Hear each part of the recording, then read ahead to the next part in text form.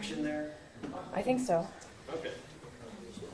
So I'd like to thank everybody for coming out today, or this evening, braving the Kansas weather, whatever it may bring, for our first in the series of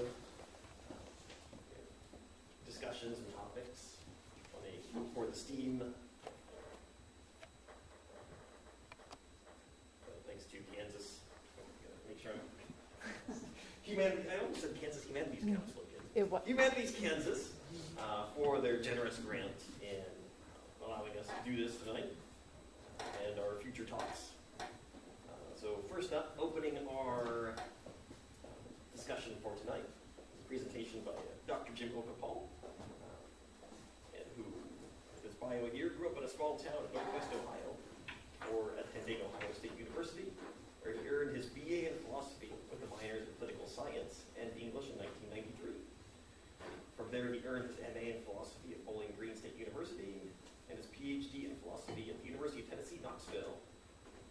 After a brief stint at Southern Methodist University, he joined the faculty at Missouri Western in 2005.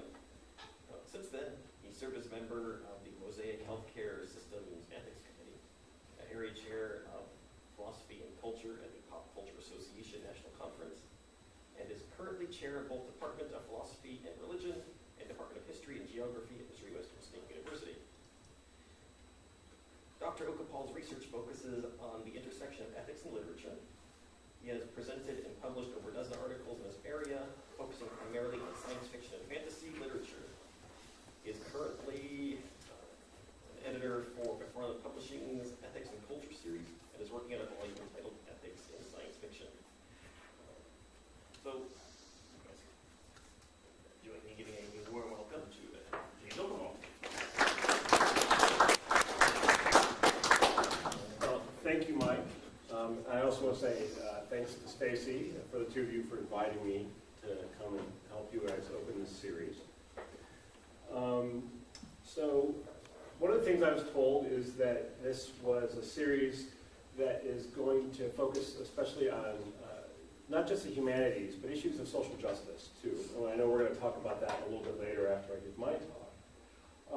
So I wanted to put together a talk that kind of dealt with the intersection of science, social justice, and then how the humanities can help us out with that. So who recognizes this quote, right? But you scientists were so preoccupied with whether or not they could that they didn't stop to think if they should. Everybody recognize that? Right? Very famous movie quote. That's Dr. Ian Malcolm, right? Otherwise known as totally forgot the actor's name. Jeff Goldblum, right? From Jurassic Park, right? That you're messing around doing things with science that maybe you shouldn't say, right? But then there's also this very famous quote from J. Robert Oppenheimer.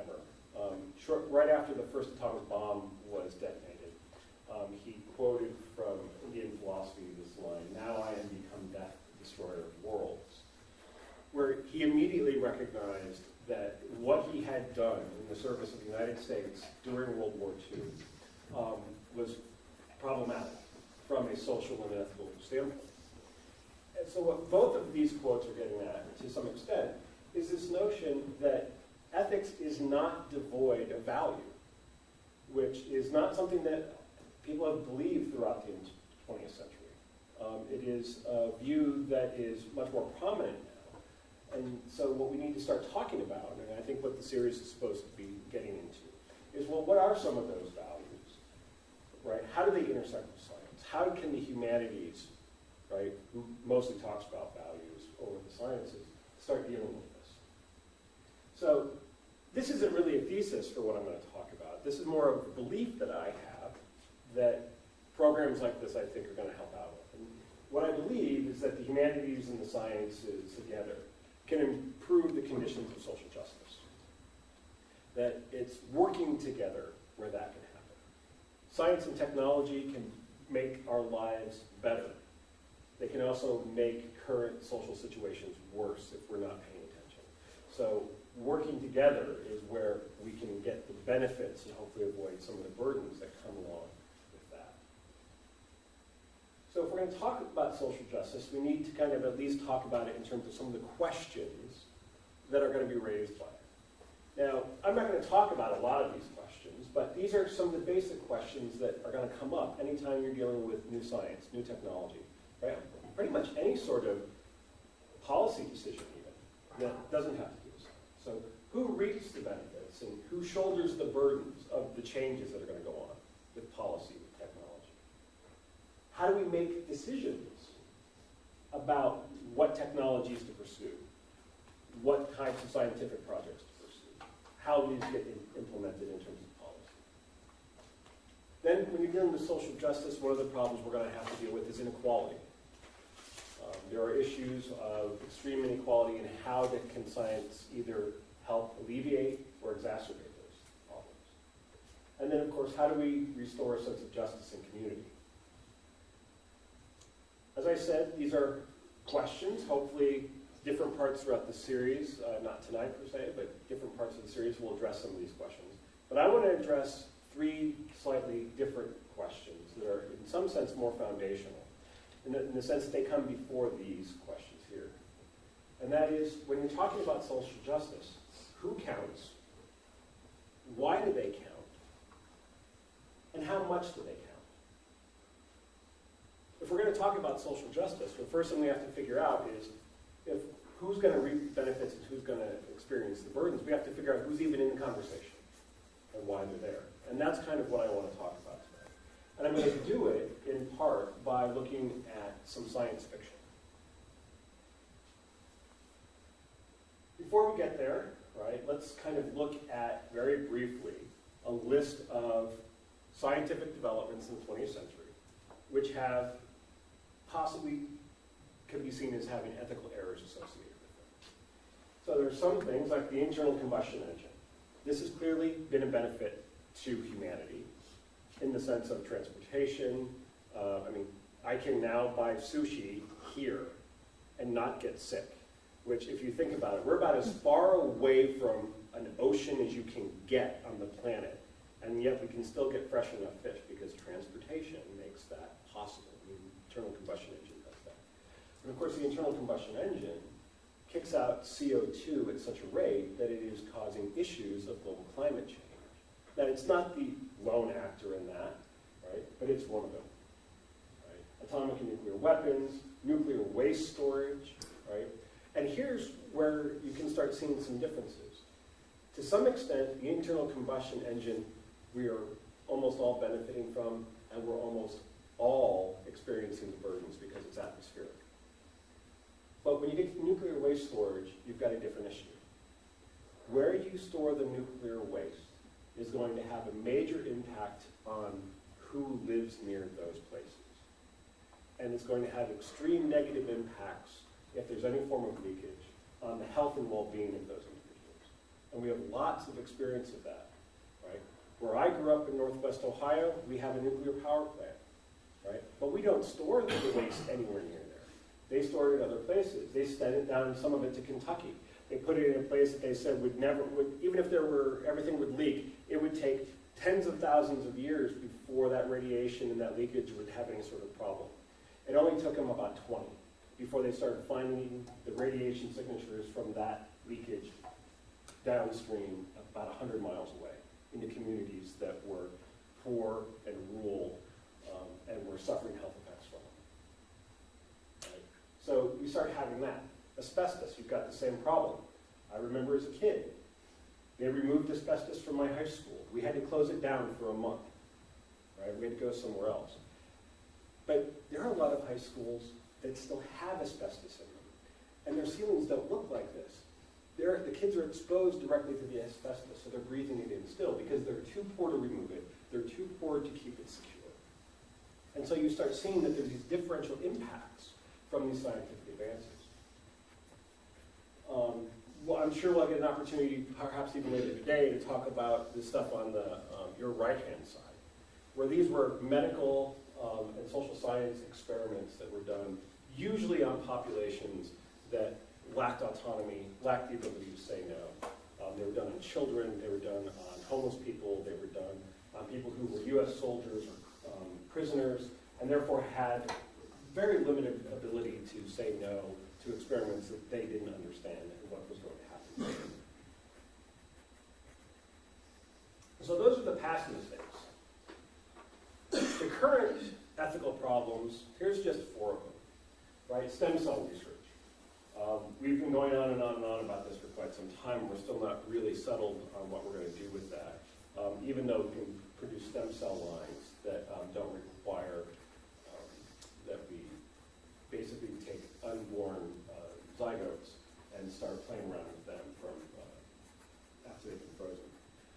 More recently, there's this development of CRISPR-Cas9, which is a technique for editing genes that we could be there's a lot of research being done now on the social impacts of using CRISPR-Cas9. But what I want to talk about is the SETI program, the Search for Extraterrestrial Intelligence. And I want to talk about artificial intelligence, because I think these come together into those questions of, well, who's going to count and why? And of course, these are questions that are brought about through science fiction a lot, right? Whether it's in novels or movies, right? So we have an alien from the Alien series, right? There's an extraterrestrial life. Not exactly the image of something that's warm and cuddly, right? The Alien series is not a very pleasant series. And then we have, from the original Blade Runner movie, right, a replicant, who basically throughout the movie, until pretty much the scene where this picture is taken from, is on a murderous rampage in order to try to extend his own life. And it says right at the very beginning about how this group of replicants, this artificial intelligence, was enslaved. And they picked this back up in the most recent movie, in Blade Runner 2049, as well. So I want to talk a little bit about this problem, right? What would it be like with artificial intelligence? What would it be like for us to interact with actual aliens, right? So here's the core question, right? And there's a lot of overlap with research into ethics in animals in this, right? How will we view or value or integrate non-humans into our communities, right? We have 2 very, very different pictures here, right? There we have children and parents and animals in a petting zoo, right? We have someone lovingly holding an animal. And then we have a picture of experiments being done in the eyes of rabbits, right? These experiments will possibly blind some of them. And of course, we do these experiments because the eyes of rabbits are the most closely related to human eyes. So we can get an idea of what chemicals, what will actually do to the human eye by seeing what they do there. I mean, these are 2 very different pictures of our relationship with non-humans. And science fiction explores that as well. And so what I want to look at, some of you might be familiar with the very first novel at the top, Ender's Game. It was made into a movie a few years ago. Orson Scott Card wrote that novel because he wanted to write a second novel, Speaker for the Dead. And that's the novel I want to talk about. Because Speaker for the Dead involves both artificial intelligence and extraterrestrial life. And both of those things, the key idea behind all of this is that human beings are afraid of the non-humans they're interacting with. Now, because I'm going to talk about the second novel, I need to fill in some details here. For those of you who haven't seen Ender's Game, there's a character, Andrew Wiggin, nicknamed Ender. He's 11 years old. He is taken in by Earth Defense Forces, and the Earth Defense Forces use him, unbeknownst to him, to wipe out an alien species. And once that's happened, at the end, he finds one of the eggs of the queens of this and takes that egg with him, with the idea that he's going to undo his xenocide that he was involved in. The second novel involves him as well, Speaker for the Dead. It's set 3,000 years later. Basically, he goes at a near light-speed ship that results in all sorts of time distortions, which allows him to travel way into the past. And nobody knows that Andrew Wiggin is still alive, except for his brother and sister. The setup of the story is that he's now 25. I'm sorry, he's now 36, 25 years later. And he wrote a book called turned into this religious idea called speakers for the dead, where people are allowed to investigate a person after their death, look at their work, and speak without judgment about who they were in a eulogy. 3,000 years later, humanity has finally come across another intelligent species on a planet called the Lusitania, where humans are studying these creatures called pequeninos, which is a Portuguese term. And what it means is piggies, because they look like pigs here on Earth. It's a group of people there, one of which is a woman named Novena, and she discovers that there is a virus on the planet, and it is killing off all of the human beings, and that it's basically infested every living thing on the planet, which has put it under quarantine. Her basic father, a man named Pipo, raised her to be a xenobiologist just like he was. And then one day he goes off to visit the piggies, where he is killed, cut open, and a tree is planted inside of it. This seems to have been unprovoked, and this is what causes Novena to call Ender Wiggin to the planet in order to basically give his eulogy. She changes her mind, though, in a few days. The problem is once you enter into light speed like that, it basically takes him, Ender, about 2 or 3 days to get there, and 22 years passes on the planet. So he gets there much later. Novena is in love with Pipo's son, Lebo, and Lebo dies in a similar fashion, basically figuring out what had happened to his father, and he then dies. And on top of all of this, Novena is married to a woman named Marco, or Marcao. My Portuguese is pretty non-existent. And this is important because Marcao is not a very good person. He's not well liked. And this is going to come into play, we see later on in the novel. So that's kind of the background, right? But when we get to the very opening page of the story, this is the very beginning of it. It's not even part of the story. Demosthenes is actually Andrew Wiggins' sister riding under a pen name. And this sets up the problem of the entire novel, and arguably the entire series. And she says, since we are not yet fully comfortable with the idea that people from the next village are as human as ourselves, it is presumptuous in the extreme to suppose we could ever look at sociable, tool-making creatures who arose from other evolutionary paths and not see beasts but brothers, not rivals but fellow pilgrims journeying to the shrine of intelligence. Yet that is what I see, or yearn to see. The difference between Raman and Var-Else, I'll explain what those mean in a moment, is not in the creature judged, but in the creature judging. When we declare an alien species to be Raman, it does not mean that they have passed the threshold of moral maturity. It means that we have.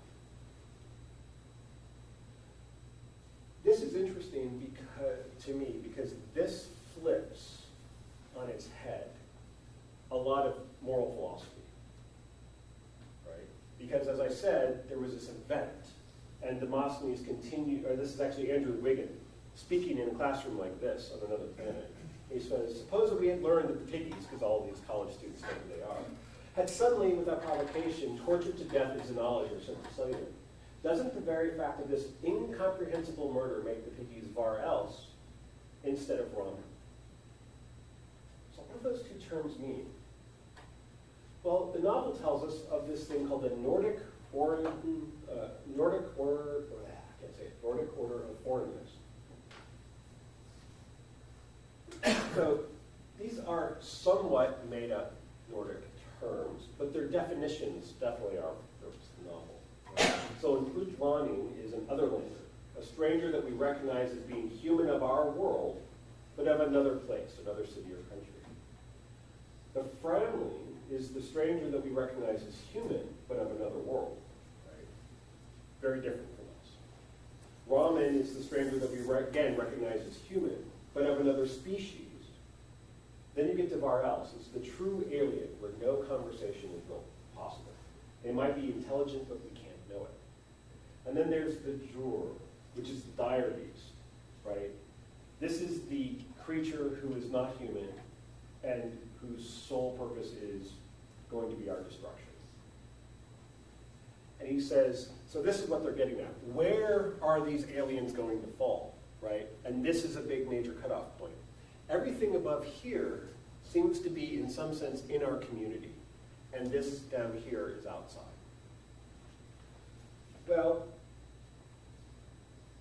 what I think is going on here is that Orson Scott Card is developing this idea of moral status. He's doing it in an interesting way. He's doing it in a novel. And he's using it to explore how it is we let people into our community. Australian philosopher Rosalind Hursthouse defines moral status this way. It's a concept supposed to divide everything into two classes. Things that have moral status are within the circle of moral concern, and things that do not, which are outside the circle. In short, here's this nice rock. You take a chisel, you pick up this rock, you take the chisel, you take a hammer, you hit it, you break it open, right? You see this beautiful geode in this thing. We didn't do anything wrong to the rock morally, right? The rock's not in the world of moral concern. But that's my daughter at the other end. If you did something like that to her, if you took a chisel and you cracked open her head in the same way, everybody would recognize that we have done something morally wrong to her. That she has been harmed morally, because she's inside the realm of moral concern. But the problem is that there's all this other stuff. And are those things in, or are they out? Are they part of the moral community or not? Right? Can we treat this item just like this one? Or is this item something that for a variety of reasons should be more treated like this one? Right?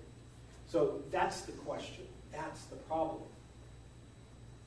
And of course, we start talking about animals and other things, and it gets very confusing. And of course, this is where supposedly philosophers are going to help us out. And we're going to conceptually discuss some distinctions. So here are some. Moral considerability. Are you morally considerable? Do I have to take into account your interests? We have to take into account my daughter's interests. We don't have to take into account the interests of the rock, in large part because rocks don't have some. Flowers might have interests, but they're going to be different and have to be conceptualized different than us if they have them at all. So that's a toggle concept. Either you're in or you're out. Moral relevance, on the other hand, tells us why you're in or out. So there's that second of those questions from a while ago. Why are you in? And philosophers have come up with a lot of different answers.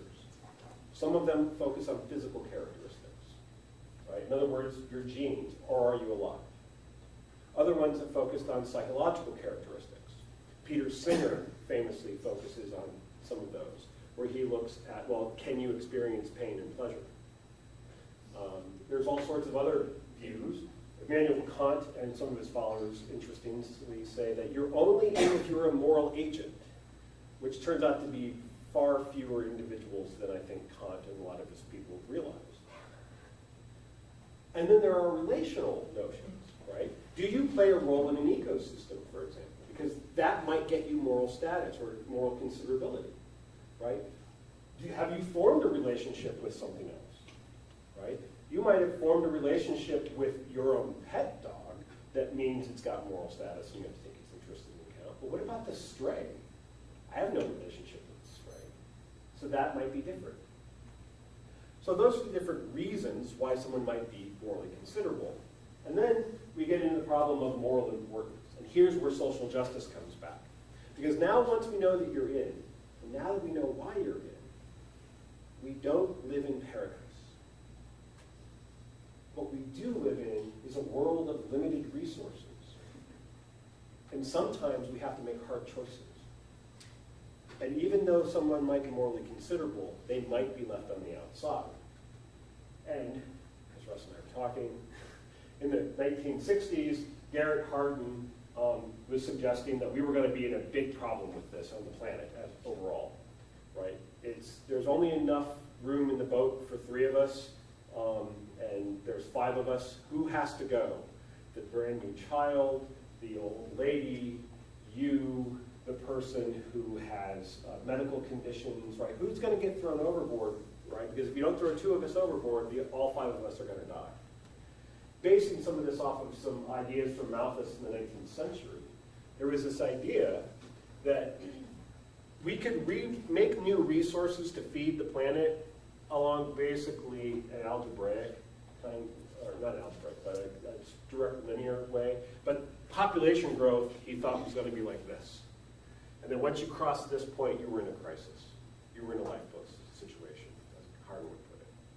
So if we were to get to that point,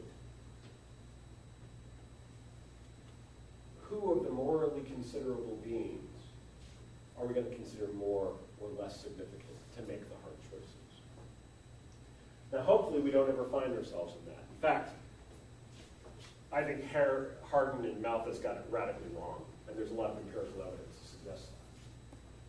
So if we take that, what we end up with then is this interpretation of what's going on in the novel. To be an Utlani is to be recognized as morally considerable and to speak the same language, right? They're from the same city. We recognize the Freilings as morally considerable, but they don't talk the same language, both literally and figuratively. The Ramen are people who are morally considerable, but of another species, and yet we can communicate with them, like we can communicate with all sorts of animals in our world. But then the Varels are those who are not morally considerable, specifically because we cannot enter into conversation. And the Juror are not morally considerable because not only can we not talk to them, but they are a threat to our existence. So here we have a relational theory of moral relevance about who gets in and who is left out, based on communication and understanding. So, in the novels, what seem to be the two options for responding to the aliens? The ones that we're not sure where they fall. Are they Ramen or Varels? In Ender's Game, the Formics, known as the Buggers, because they look basically like the creatures from Alien in a lot of ways. The response was xenocide. Wipe out an entire alien species. But in Speaker for the Dead, and the following two novels, it suggests that there's another option. That yes, the piggies may have murdered someone, although that's up for debate.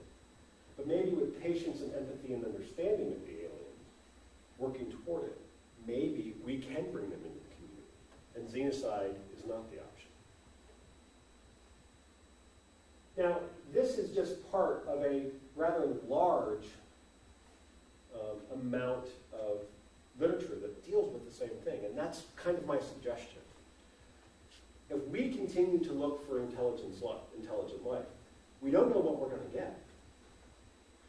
And we need to figure out how we're going to treat this life. And literature has had lots of different answers. Science fiction literature has often depicted alien life as a threat. Something that xenocide would be the proper answer. But then there's the movie The Day the Earth Stood Still. It gives a radically different answer. The alien comes here. The alien looks like us. The alien just wants to basically give us a warning. The universe is the type of place where if you continue to behave like you're behaving here on planet Earth in the 1950s and 60s, we're going to take you out. Shape up and enter the community, or risk that we will destroy you. 1980s, we get a movie based off of a Nebula Award-winning novella, Enemy Mine, where two humans and non-humans are at war. And one of each side of that war gets stuck on a planet after a battle. And it begins after a very long period of trying to understand each other to survive. The opportunity for these two alien races to live together. And in a much underappreciated story, The Keys to December by a science fiction author named Roger Zelazny, we get almost all of this in one of those rare science fiction stories where humans don't even appear. So literature is giving us different answers. Xenocide might be it, but maybe patience and understanding is the way to go as well. And then finally, much more recently, recently translated from the Chinese, is something called the Three-Body Problem Trilogy. This is a very interesting and intense set of novels that also basically raises the same kinds of questions that we have here. How are different species throughout the universe going to interact with each other in a universe that, by the way, turns out to be finite, and where lots of people might be thinking that Hart and Malthus got it right. The second technology problem and science problem has to do with artificial intelligence. Jane is the artificial intelligence in these novels. And in a quote that I believe is from Andrew Wiggin, talking about Jane, who is befriended, and the only person who knows that Jane even exists. And the reason is that as Jane had learned, human beings had long been afraid that someone like her would come to exist. And in all the stories, she was hated. And her coming meant either her certain murder or the destruction of mankind. Even before she was born, human beings had imagined her, and in imagining her, had slain her 1,000 times. Because there's all sorts of literature about artificial life and artificial intelligence. These are two of the worst. Right? HAL 9000 from 2001. A computer that goes insane because it's got contradictory directives and doesn't know how to make them work and starts murdering human beings. If you have never read the story, I Have No Mouth and I Must Scream, read it exactly once in your life. It's worth it, but you will not sleep for days. Because this is about the most horrific version of artificial intelligence and human interaction I've ever come across. And of course, there are the classics, Frankenstein and the Golem. These ideas that science can produce life in a way, but we are not going to be able to control it, and it's going to damage us.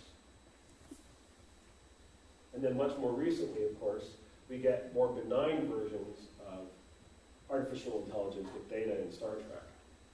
And it's not quite sure what's going on with Westworld. But in both cases, one of the things that's always kind of at issue is Maeve morally considerable, and so we should have problems with the hundreds of thousands of times she has been murdered and raped and used and seen as just a thing? Or is she more than that? Is she something that should be seen as part of the moral community, and we should have a great deal of concern about the way that we behave? In a very famous episode having to do with Data, that was the key question. Is Data a person, or is Data a thing? Which is another way in which this notion of moral considerability gets worked out. Again, two different options, two different possibilities, most of which are pretty bad. But of course, this really reflects back to right now and questions of social justice. In the novel, I've mentioned Pipo, who was the one killed, his stepdaughter, Novena, and her husband, Marcos, or Marco. Right?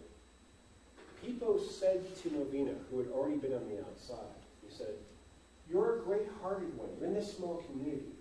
You chose not to be part of the bands of children who grouped together for their sole purpose of excluding others. And that isolated you. You, in a sense, to humanity, are the alien mind, because you wouldn't do that. You know what it is to be unhuman because there's never been any human group that gave you the credentials as an actual Homo sapien.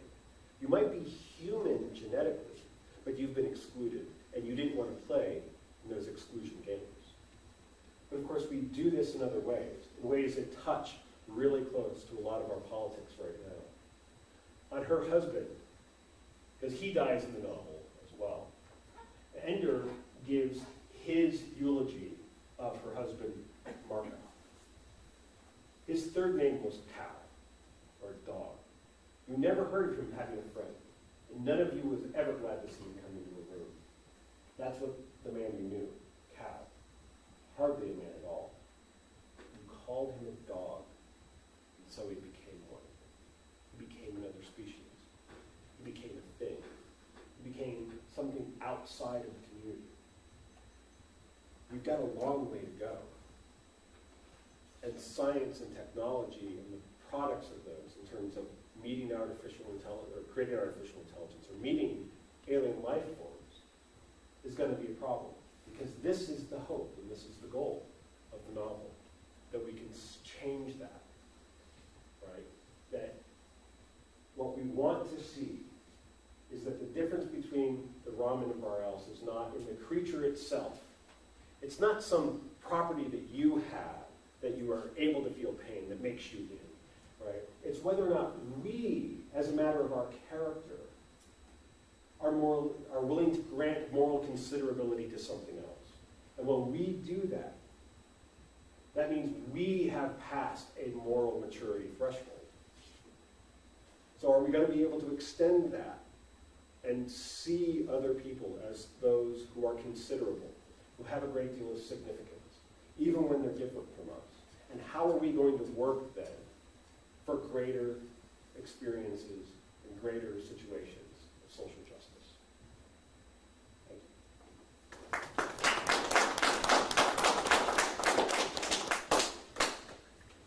So what's next?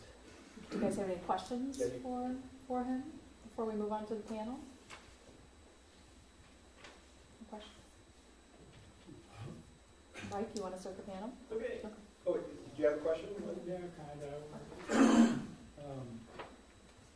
Are you factoring in little Nick Bostron's work and Great Filter of Robbins and all that to reach this threshold of super intelligence? You got to go through some of these simulations, etc.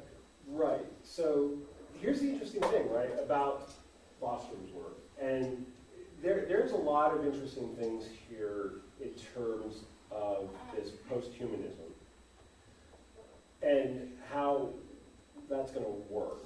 But what I'm talking about in terms of the threshold is not something that really requires intelligence, right? It doesn't mean anybody has to be anything more intelligent than ourselves. In fact, there's really good evidence from experiments that have been done in observations that animals with much less intelligence than us are able to actually demonstrate the ability to take in other species. Right? You see this not often. They're usually in more forced environments, right, where animals of different species come to care for each other. And so it's not a matter of getting into a new level of intelligence, right? But of course, if Bostrom's ideas become reality, right, and we actually end up with a speciesism kind of a species break, right, where we've got what we now think of as Homo sapiens, and now we end up with post-humans. How are those two groups going to interact with each other? And I worry about that, right? Especially with social justice issues, because ideally, or the way that a lot of this stuff is described, post-humans are going to be a lot like, right, the replicants, right? They're going to be more human than human. And you're going to be at a major disadvantage, intellectually and perhaps in some other ways, depending on how much in the way of body modifications you're getting, genetic manipulation that you're getting. And so you could run into some pretty serious rebuilding of this without ever getting off the planet. I'm wondering if you could factor in, there's a lot of this stuff's going on right now, clearly. And near as I can tell, in the last 50 years, human beings have been moving a little slow toward this moral consideration we talked about. Is there a way for you to, so to speak, dumb it down and make these presentations for grade school kids? Because yeah, it's called Harry Potter. Not prepared for. Yeah, I mean, honestly, it's called Harry Potter and children's literature. There is an unbelievable amount of great children's literature, and if you think about the Harry Potter series specifically, what's the point of that? Well, you've got the Death Eaters who are like, if you're not a wizard, if you're a muggle, right, or you're a wizard born but you can't use it, then you are not worthy. But on the other side of that is a group of heroes, some of which come from wizards' families, one of which happens to be female, so has another whole layer of issues there about being on the outside and less significant. And you see, and there's been some empirical work, although I haven't looked at it directly, to show that the kids who grew up reading Harry Potter and loving that are much more willing to sit there and go, I don't see the difference between people from the United States and Mexico. I don't see the difference between men and women. I don't see the moral difference between Caucasians and people who are descended from Africa or India. I mean, if you want to know how it gets worked out and how it gets dumbed down in children's literature in ways that, of course, scare a lot of adults, right? Because, I've read, stuff to my kids, Harry Potter, but only so far because they're 7 and 9. They're not quite ready to get on to, I think, dealing with death in book 4. They're not quite ready for deeper discussions of the significance in C.S. Lewis of some of these things. So, I mean, I think that's where it happens. And part of my research program is to convince people in literature that here's, along with a whole bunch of other moral concepts from analytic philosophy, are new sets of interpretive lenses that you can use in interpreting that, and then also bringing that more to the fore when you're talking to children about that. So that's how do you dumb down philosophy? You write really good literature, which means you haven't dumbed it down at all. Other questions before we move on? Okay. Well, thank you very much. Thank you. All right.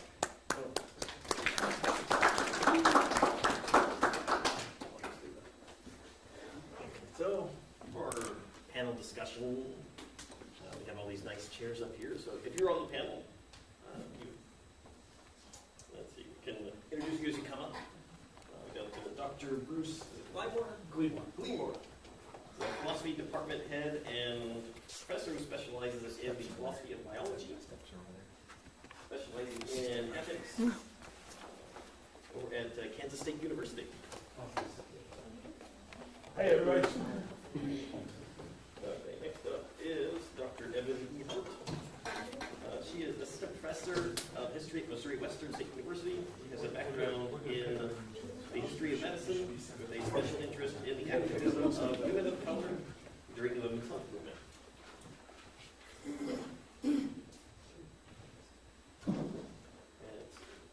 And hopefully nobody's forgotten Dr. Okapal, who was just over here, but now he's moved over here. It's a trick of the light. Dr. DeRoin, Native American physician, recently retired from clinical practice, but she still does community health with 4 Kansas reservation tribes. And last but not least is Sara Wilson, anthropologist and executive director of the Glore Psychiatric Museum in St. Joseph, Missouri.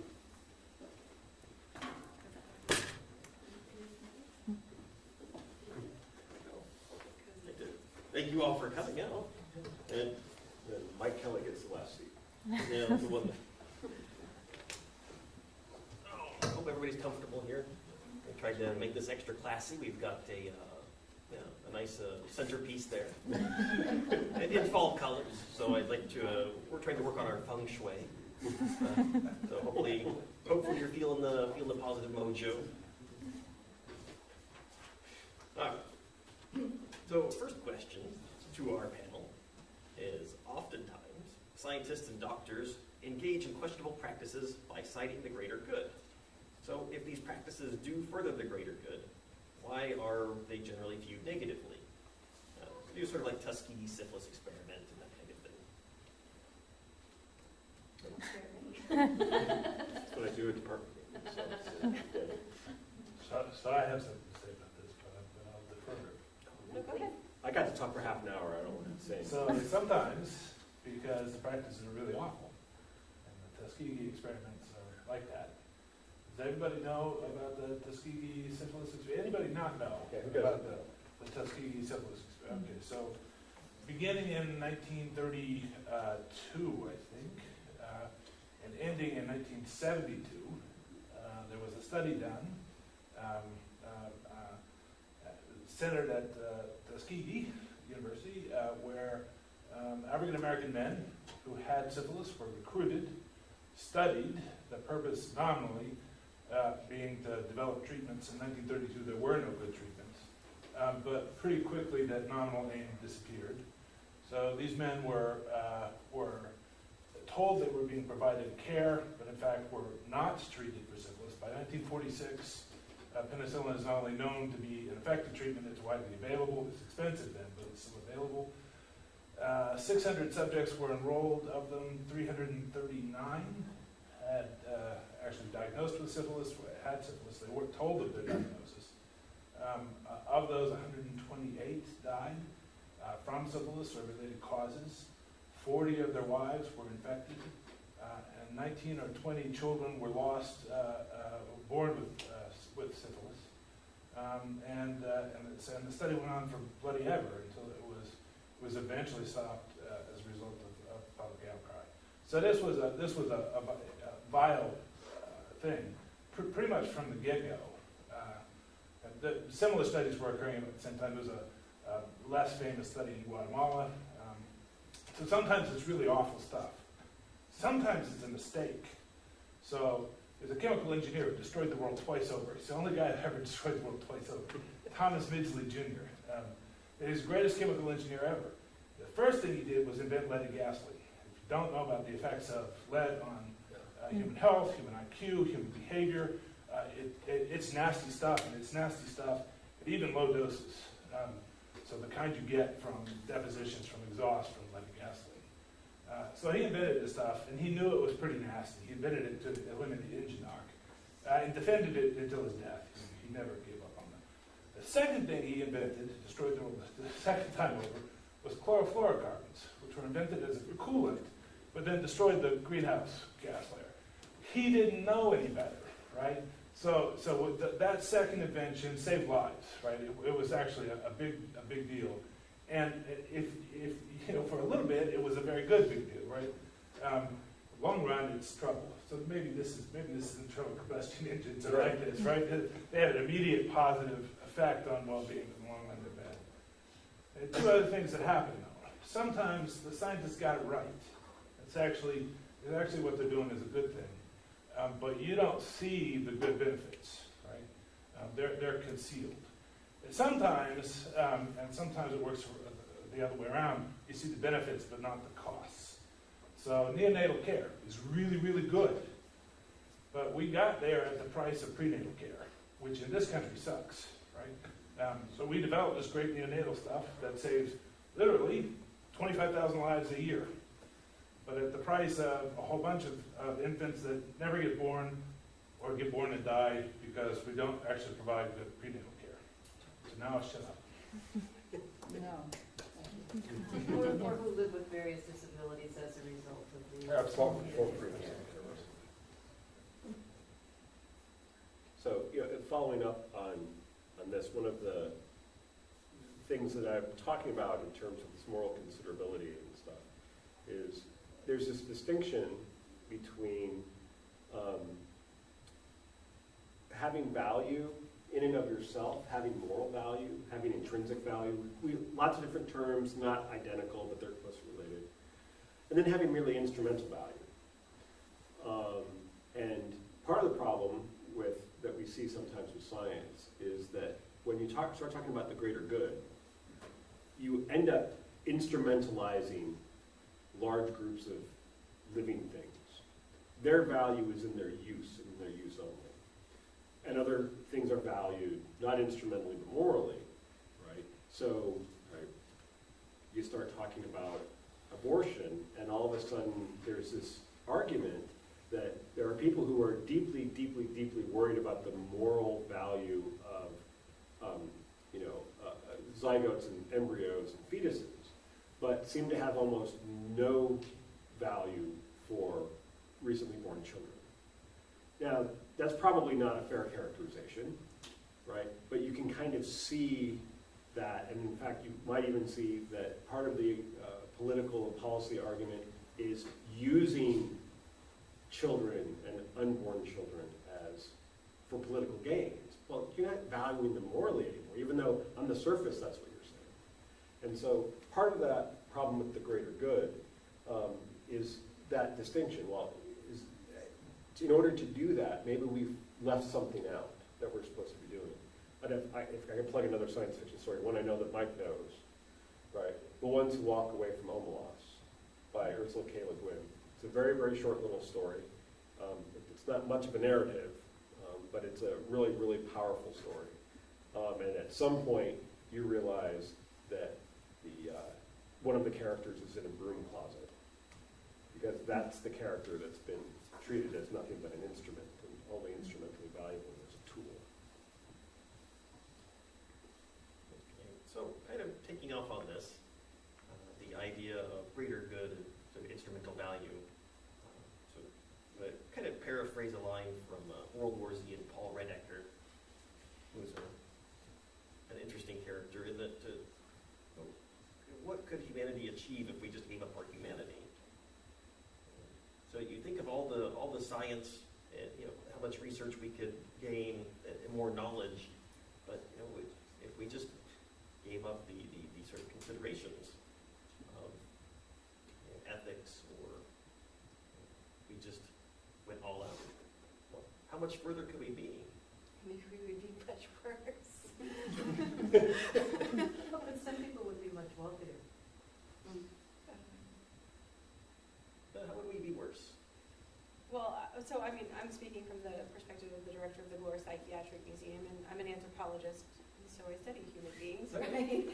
And so how would we be worse? Well, oftentimes when you're looking at the field of psychiatry, throughout history, we have dehumanized people in order to use that as an argument to slaughter them, do experiments on them, lobotomies. And so if we were to say, let's take humanity out of the picture, and let's not have ethical or moral considerations, I think we would sacrifice a lot of people in the process. And I think that we would lose science fiction and writing and art and human relations that are valuable and significant.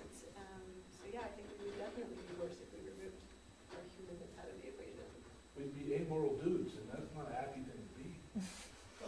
If you're amoral, though, you probably wouldn't really care. Yeah, I would if everybody else was amoral. Have you known amoral people? Because I don't like them. No, I mean, I know of them.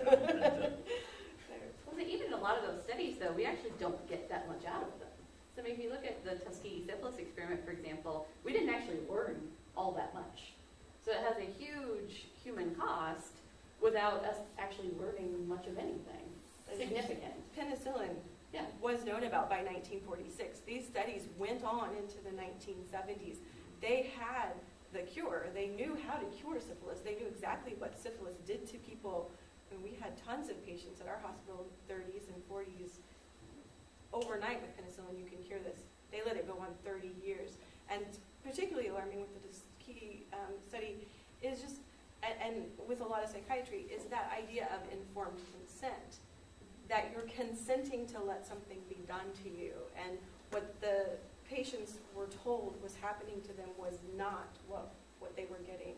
And that's the same case with lobotomies. And I mean, right now, particularly in the United States, we have a huge opioid epidemic, and that's of concern to me because doctors were told that OxyContin, your Percocets, your Vicodins weren't addictive, and then they were passing them on to patients, telling them that you can take as much as you like. And we have a huge crisis in our community because people were lied to for profit by amoral, inhuman people who were selling this to make a profit, and it's made our whole society worse. So can I ask you a question of the anthropologist? I don't know if the panel's allowed to ask. Sure, absolutely. So the cause and effect relationship between dehumanization and immoral behavior. Sure. So as you put it, and I think this is true in the literature that Jim cited, the dehumanization causes the aberrant behavior. But you could think about it the other way around, right? That aberrant behavior is going to happen anyway, and the way we tell ourselves a story, so that we can live with ourselves when we do that, is to dehumanize those who suffer under the policies. Sure. So, do you have a view about how often that works, one way or the other? Every time we go to war, right? I mean, in order for us to kill other human beings in war, we have to say, this is other, right? This is not me, and so it's okay for me to kill them, even though we know that's not right. Or want their land. Right. Or want to bring them as slaves. Yes, absolutely. Yeah, I mean, I'm sort of thinking that there must have been some sort of moral compass shift in the 70s. Because around the same time that the Tuskegee experiment was ended, was a time when we became aware that sterilization without consent of Native women had been going on. And in fact, I can remember sort of, I mean, this may sound very bizarre, but it's like, I could scarcely believe that. I mean, even though I, at that time, was a student that had spent some time as a student in various Indian health service facilities and had sort of seen the racism and the sexism, it still was kind of beyond my comprehension that somebody would actually do that. But there is a GAO, a United States Government Accounting Office report from 1976 that documents that at least 3,400 Native women by that time had been sterilized without their consent. In Canada, you could say. I'm sorry, I don't mean to interrupt, but I'm hard of hearing. Oh. There are no microphones. Could you all pretend that you're in front of a classroom full of 30 people who are barely listening? Yes. Yes. Oh, yeah, no, we have plenty of Because I practice with know that. you know, I know you know about that, so. No, I'm used to the one-on-one myself, so where would you like me to start with what I was saying? I don't know. I didn't hear any of the last that you said. Oh, okay, so what I said was that in 1976, the United States Government Accounting Office released a report documenting that at least 3,400 Native women had been sterilized without their consent in the Indian Health Service in different regions, of which there are 12. Well, that went on, I mean, not just with Native women or indigenous women, but, you know, in Atlanta, the Grady Hospital was injecting African-American women with Depo-Provera, telling them that they were giving them B12 shots. And if you don't know what Depo is, that's basically an injectable contraceptive. So it'll last for about 3 to 4 months, telling them that they were injecting them with you know, various kinds of vitamins, or telling them that, you know, this is a shot that will help you not have children, without explaining that it has pretty horrific side effects and that there's nothing to counter those side effects. If you're on, for example, the pill, you just stop taking the pill, and, you know, within 24 hours it'll be out of your system. But with Depo, it'll be in your system until, right, it is metabolized out, which is going to be months. And there are states that are sterilizing, especially women with a variety of what we might now call developmental disabilities, well into the 90s or the early 2000s, where there are finally state laws saying that you can't, you know, sterilize. So it's, you know, kind of coming out more in the 70s that these things are happening, but they continue on well past, you know, into the 90s and even the early 2000s. And one of the things you have to look at there too is look at the populations that we're talking about, right? We're talking about poor urban populations, we're talking about Native American and Native peoples populations, and was this view that what they were doing was for the greater good, that we were going to help these people have fewer children and therefore have fewer people on welfare, and making a whole bunch of assumptions about what the life would be like of these individuals. And I think you're giving them too much. am I giving them too much credit?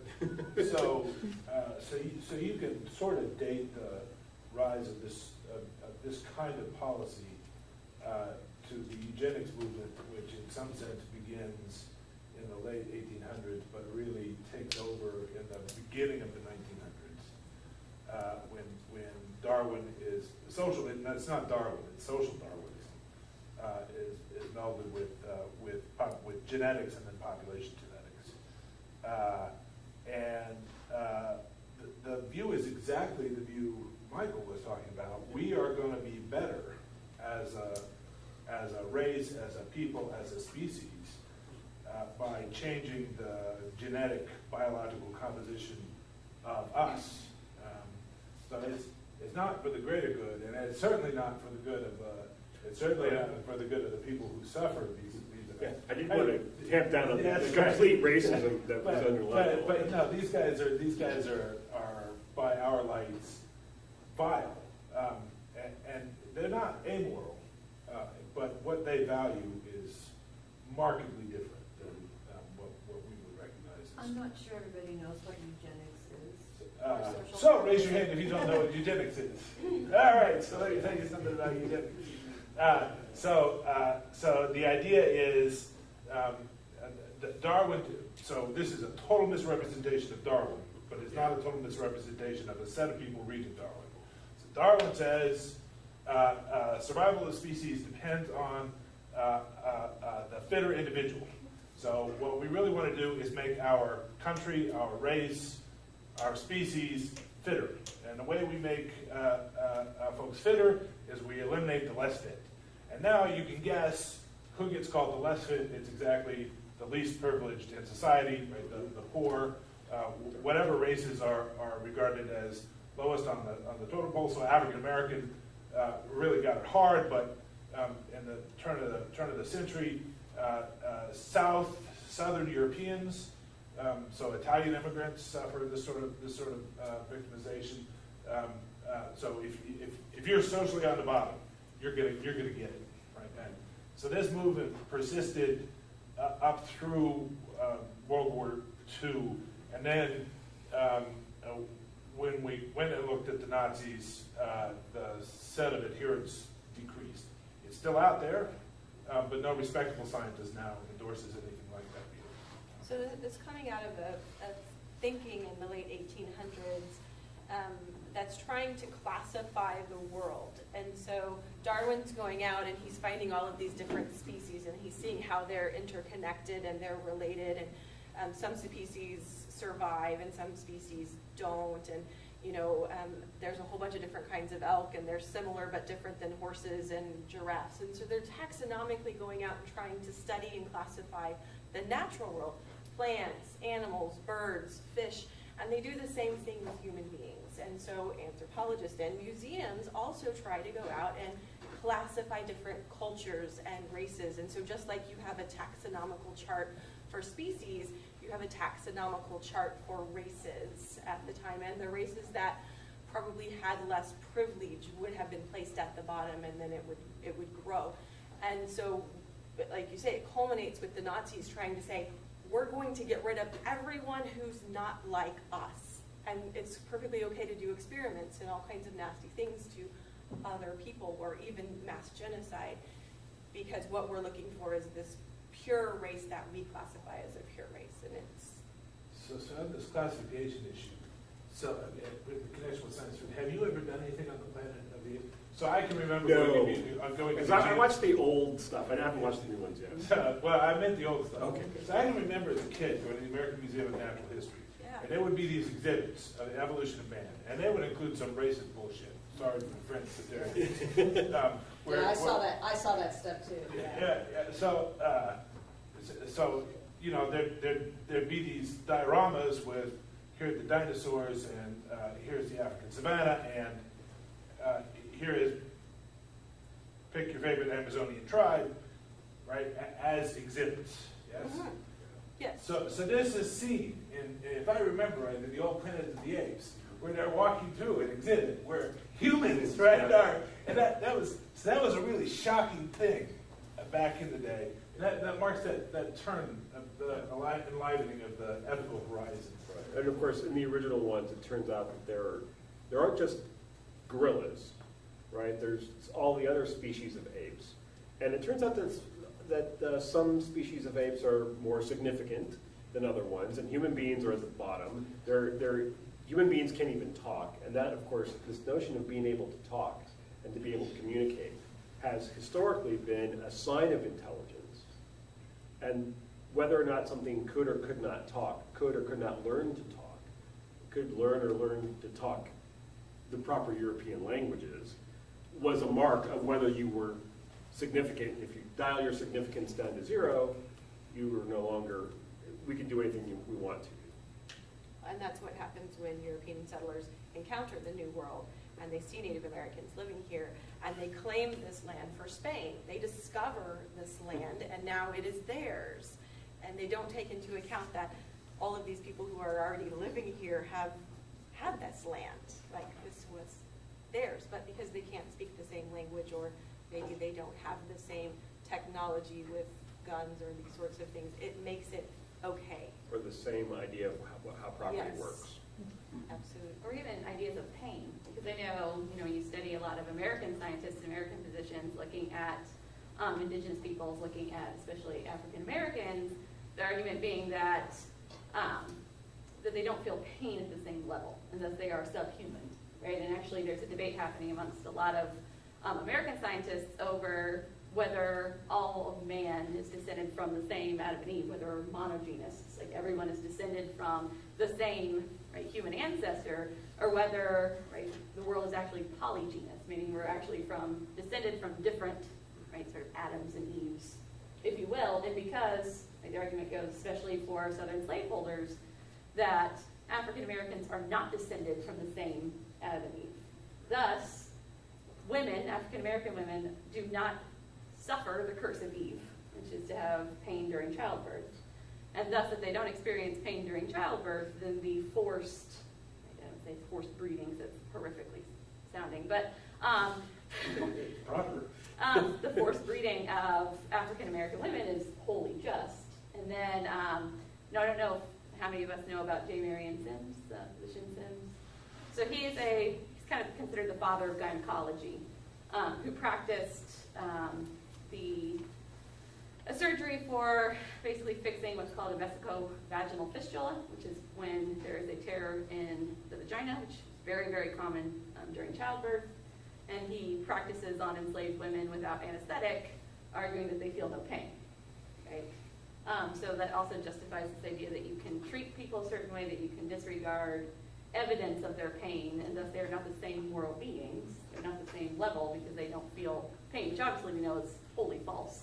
But there are ideas that are still really prevalent, because there was a recent study where they interviewed med students from when they entered into med school to when they were physicians, that found they consistently underrate the pain of people of color, that they believe in myths, for example, that African Americans have thicker skin, thus you should use larger needles, which are more painful.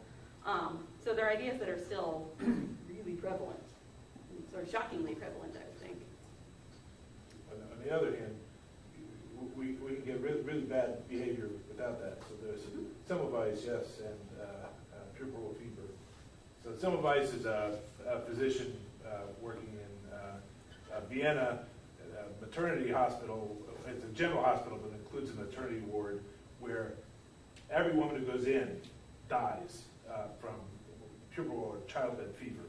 It turns out this is because physicians are attending the women after having done dissections. And Semmelweis discovers this and ends up saving a lot of lives. But to do it, he forms a hypothesis, he's pretty confident it's right, and then he does some non-consensual experiments where he infects some women and kills them, as a result. But there's no racism involved in that. It's just amoral. So if we look back on the dark ages here, I was going to say, it's not that long ago. Like yesterday. 2004. So I guess, yes, how much progress would you say that we've made in regards to the science and ethics today? I have a lot of questions. my burning question that I read yesterday or 2 days ago, the Golden State Killer. Did you guys read about this? So they just solved the mystery of the Golden State Killer. And the FBI and the DEA or whatever, they combined their resources and they had a DNA sample from 30, 40 years ago. And they tracked down via ancestry that he was the killer. So I'm assuming, I think in the story too, it wasn't his profile. It was maybe his brothers or his sisters. Like, is that okay? I mean, When they got it wrong the first time. Did they? Yeah, they got it wrong. I They didn't realize that. interviewed a guy because the profile matched enough that they thought it could be him, so they actually interviewed the wrong guy. Is this the one that turned out to be the police officer? Yeah, for a while. Yeah. All right, and they also were able to figure out that he was investigating some of his own cases or something like that? I don't remember that. But no, but so they actually got it wrong because, you're sort of going backwards with the DNA. So they actually got it wrong the first time around. so I mean, imagine if that's your son or something and you put your DNA on Ancestry to track down your long lost descendants, and all of a sudden your son is now in jail. Now, granted, he shouldn't have been doing what he was doing, but are you giving consent when you give your DNA out there for? Well, and I'm sure other people can talk about this more, but if you, one of the things you find out when you read the book, The Immortal Life of Henrietta Lacks, is that if any of you have ever gone in to have blood drawn or any other biopsy or anything like that, that one of the things that you didn't notice when you were signing off on having that done is that all of that, part of that sample could be used and sent to a lab, and then they could, if it turns out that you've got some sort of interesting, viable problem that they can then exploit for money, you've signed away all your rights to that. It's kind of just an extension of what happened to Henrietta Lacks and her family in some ways. And it's very weird the way property laws work in terms of like bodily fluids and things like that. Do the students know about her? Okay, do you guys know about Henrietta Lacks? Anyone? Who doesn't know? See, I know you know more about it than I do. So Henrietta Lacks was an impoverished African-American woman who was living outside of Baltimore, basically went in and had very advanced cervical cancer. And what they did is they took a sampling of her cells, which is what they would do to diagnose. And what they found is that the cells were... The cervical is the opening to the uterus. Yeah. And what they found is that technically it was called an immortal cell line. So essentially her cells would continue to replicate, and they had never had a cell line before that would replicate itself, meaning that it didn't die, because your cells will only split so many times before they die, right? That's just what happens. And hers just kept going and going and going and going. And so they start using it for human research because these cell lines won't die. And then what they find is it's because they're cancer cells. But her family's never compensated. She dies, I think, at age 34 or 35. Quite young. She dies from her cervical cancer. And they basically keep using her cell line. Still can. And they don't use it as often anymore because there's a whole problem with how it can, I'm using this word as scare quotes, infect other cell lines. And they found that like certain kinds of insect cells are actually better to use and they don't cost as much. But also what they end up doing is they take DNA from her family members as well and don't tell them why to see if they can map part of her genome. And I think it was 2000, I'm going to get the year wrong, like 2008, some scientists mapped her entire genome up for free online. Right. Yeah, I remember that. Just put her genome up for basically any researcher to use it. So her entire genome was up online until basically her family said no. But the cancer genome was, yes. Yes. Right. Correct. So here's one of the things that I've always struck me as funny about this.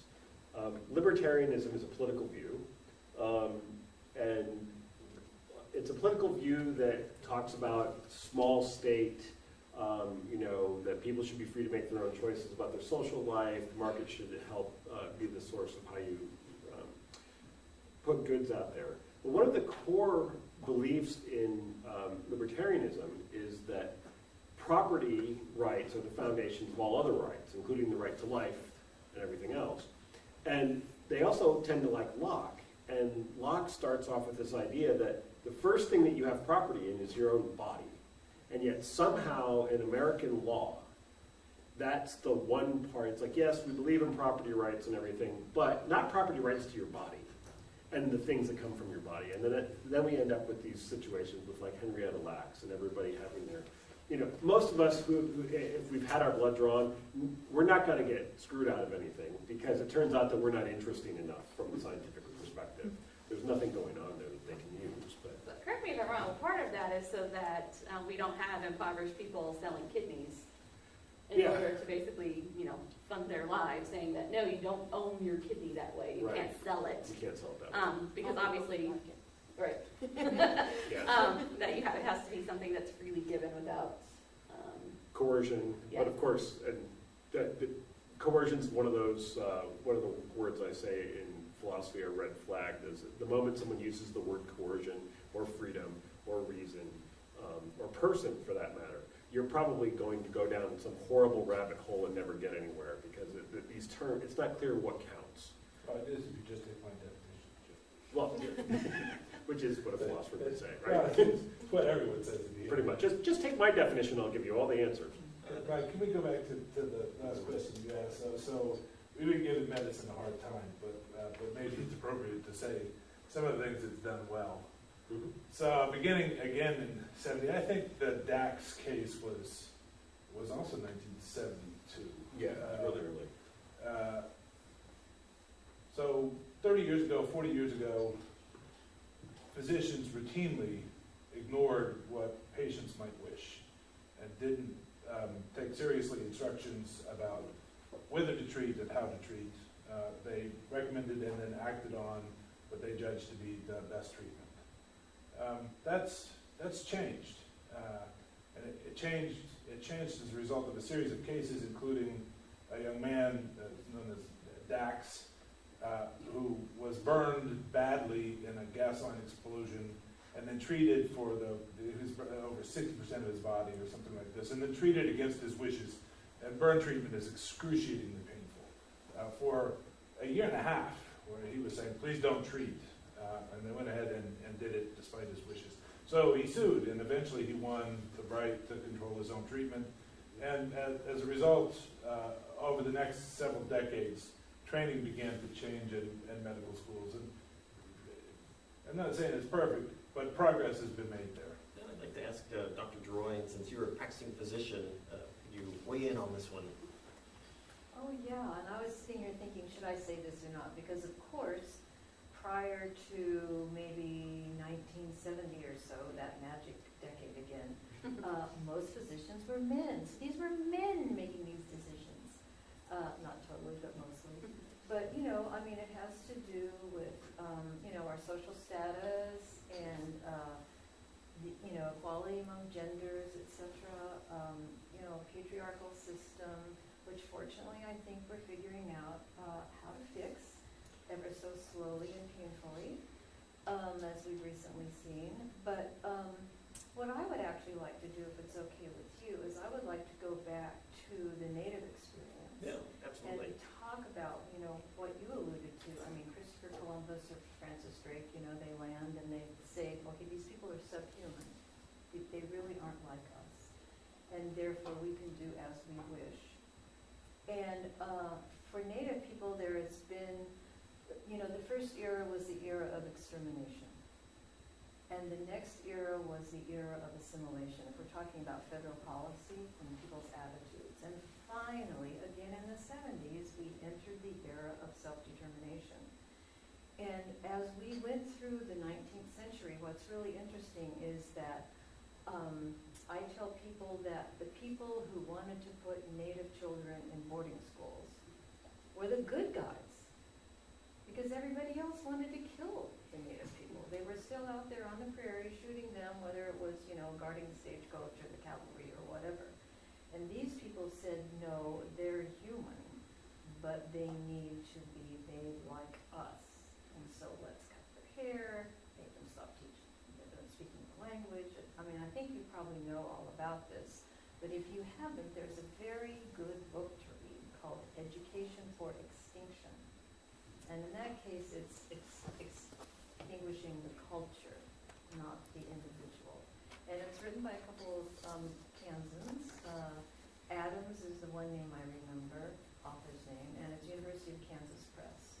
And it's really easy to read, but it explains, you know, this changing of opinion and the basis that these people, they were humanists, and they felt this was the best thing they could possibly do. Now, unfortunately, it turns out that, you know, they did massive damage in a number of ways by putting children in these schools. And of course, we have we have a couple of examples. There was the Presbyterian mission just a few miles outside of town here, about which I would like to know more history myself. But of course, when I came back to Kansas, I actually was born on the Nebraska side of the line in Maysville. But when I finished residency, I wanted to work for Indian Health, and I was able to come back to Haskell, which was one of the first 3 boarding schools that Congress authorized funding for. And they did that in 1881, so Haskell opened in 1884. And when you read a lot of the literature, they describe how it started with the little children. But in fact, my grandmother entered Haskell at the age of 16 back in something like 1885 or sometime around there. So, but that's sort of our past, you know, federally, but also locally. You can see that same attempt at cultural extinction in lots of different places. I come from a very mixed Eastern European or European background, so Hungarian, Slovak, German, British, and Irish, which 5 entirely different groups of people. But there's a couple of books out on the history of Slovakia, and this is a part of Eastern Europe that is the Austrians, the Germans, the Hungarians, the Russians. Everybody keeps taking over them. And one of the first things that happens every single time is the Germans come in and they make all the state papers have to be done in German, and all the schools now have to be taught in German. So now everybody has to learn German. If you can't learn German, then you're pushed out. And then, you know, if it's a volatile period, then Hungarians take over. And this completely different language that's not even European is now the state language, and it's all documents are in Hungarian, and all classes are in Hungarian, and you already know 2 languages, and now you have to learn a 3rd if you're going to get by. And that's one of the first steps, right? How do you force and destroy the culture? You destroy their language. Then you destroy their understanding of their own traditions, right? And this happens almost everywhere. And of course, it starts with the idea that you're not really a person like I am. And this persists, right? Even though my great-grandmother, my Slovak great-grandmother, could not say Magyar or Hungarian without spitting, right? I mean, that's how much she hated the Hungarians. But she liked my mom, who was German and Hungarian. These are 2 groups of people my great-grandmother hated more than anything else. But she came to America and through her entire life, and she lived until the early 90s.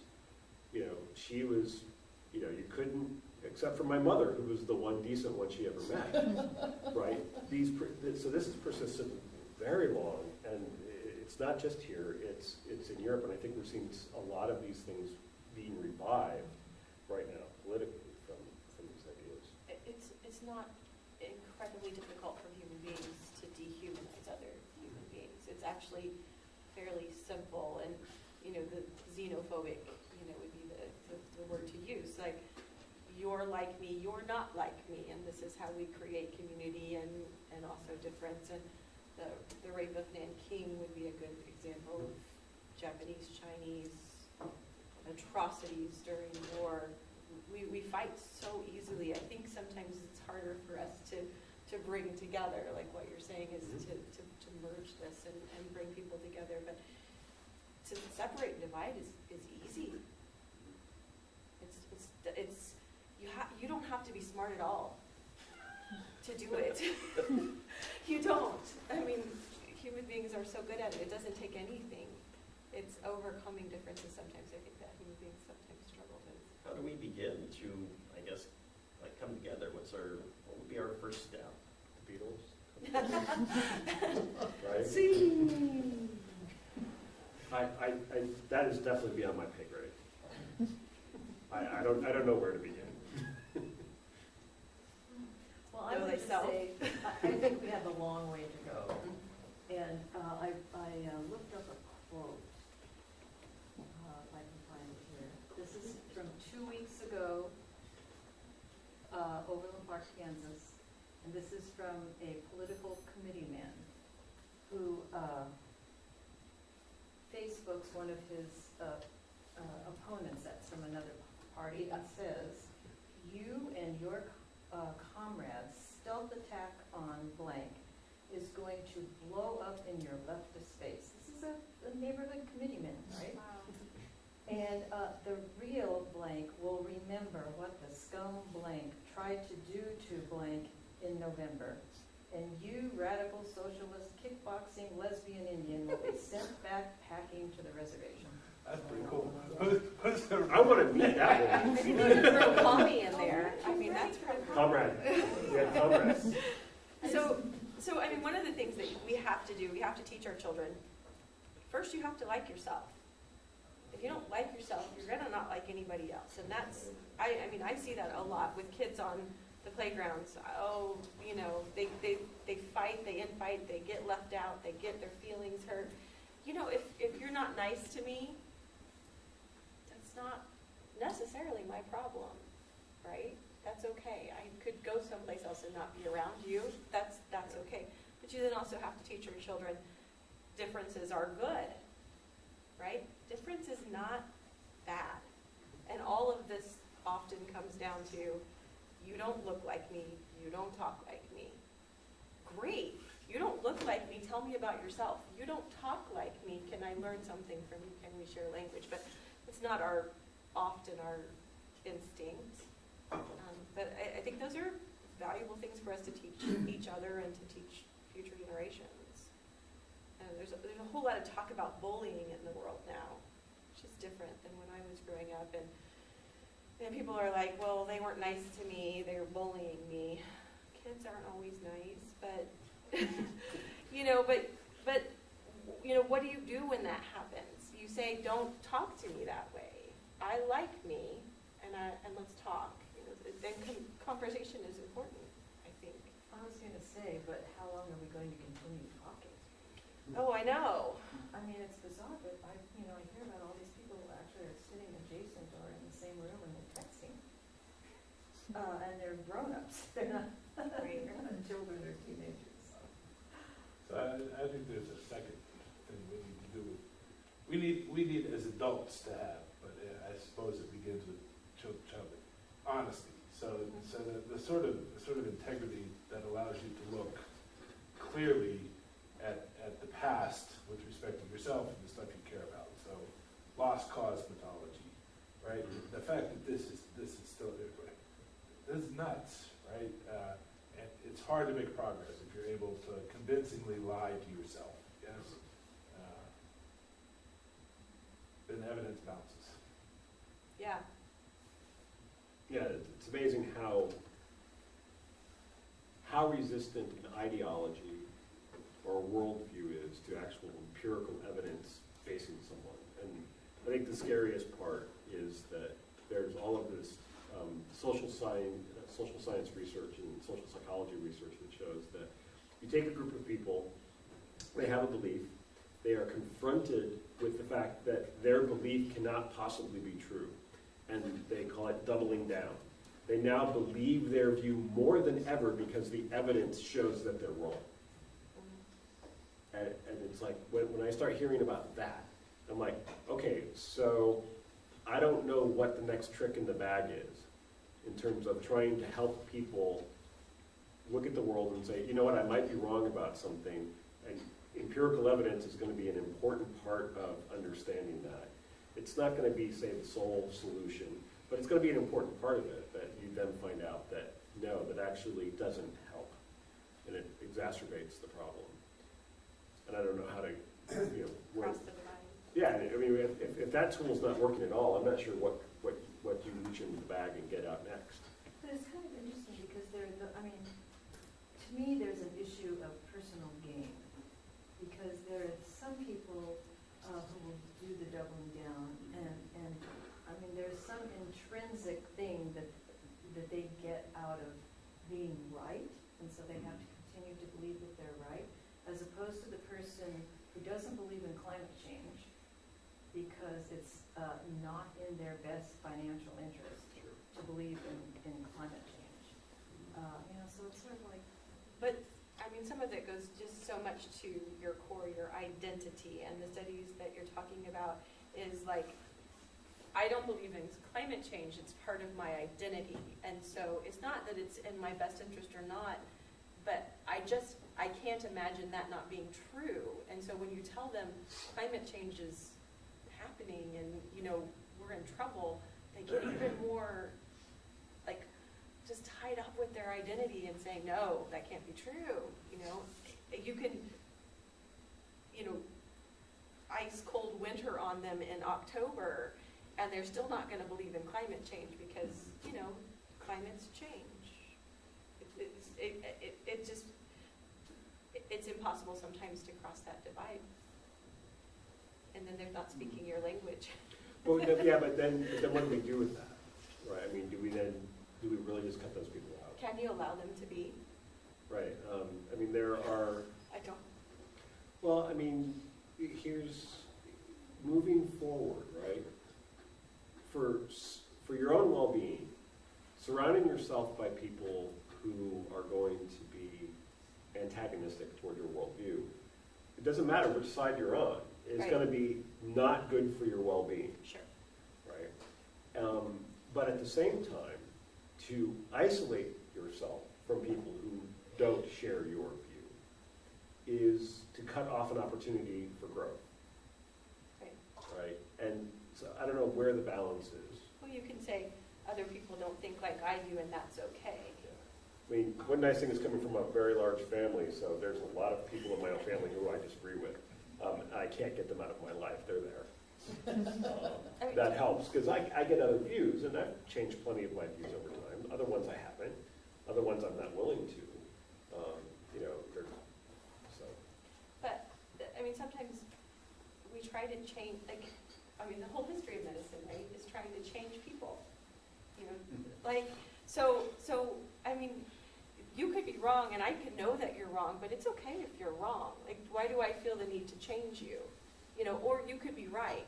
You know, so, like with Native Americans, we want you to want money and guns and land, so let's acculturate you to think like us. Let's force you to think like us. And isn't the liberal conservative divide just the same thing? Is like, if we could take them all in and make them think like us, wouldn't it be a better world? No.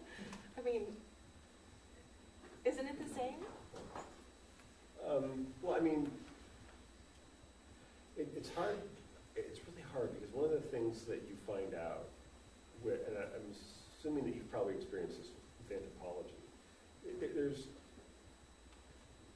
the Western view of the world has this interesting way of focusing on these two qualities, individualism and rationality. And those two ideals are not shared by other cultures. And in fact, one of the things you find in tribal cultures throughout the world is that individuals don't come before the group, right? In other words, you're self-defined and then you enter groups. It turns out that groups exist and your individuality is a possibility, but it's defined within it. And then sometimes you find out that rationality doesn't play nearly as much of a role, and it's replaced by things like caring and things like emotions and things like community and stuff like that. And so when you're coming at things where one worldview is individualistic and rational, and another worldview that is non-rational and non-individualistic, trying to figure out how these things mesh. I mean, I love experiencing that to kind of like change things, but when you're talking about large groups of people who are just having problems communicating and then discovering their worldviews are metaphysically entirely different, I'm not sure how we move forward. And then, of course, when some of those things are lost through assimilation, right? How could they be regained? And some of the progressive narrative inherently in the question is this idea of moving forward, like there's some place that we have to go. But I mean, that's a constant tension in Native communities, especially if your leadership is leaning toward, as it was for much of the 20th century. Well, okay, so they're right. We do need to adopt their form of government.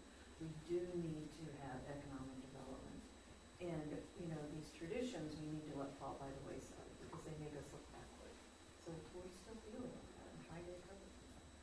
So I think this question of how much diversity is proper and how do you heal too much diversity in at least commitments, yes? It has to begin with shared values.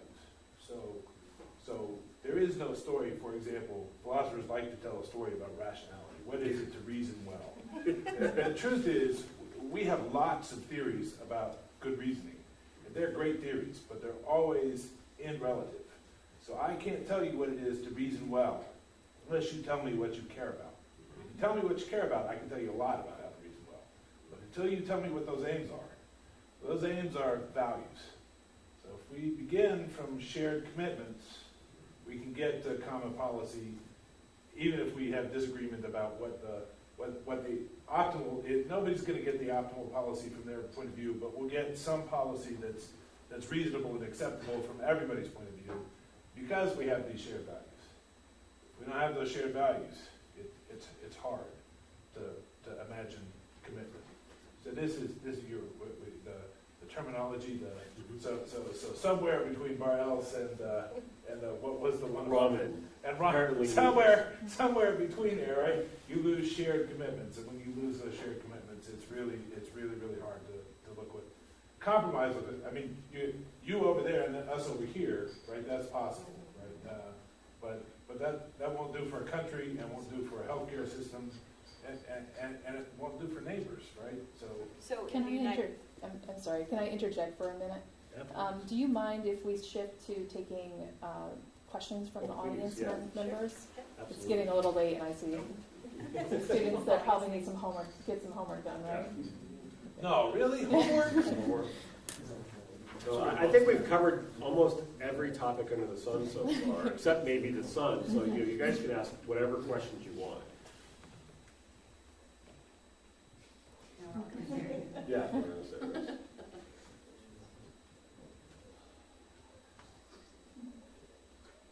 I'd even enjoy comments. Yeah. You guys believe that the world is flat? The world is flat? Absolutely not. I do not. Basic physics tells me that it is not. But if physicists are lying to you, Depends I on the didn't geometry say the you adopt. physicists. Yeah, well, there is that. So, yeah. The Earth is not flat.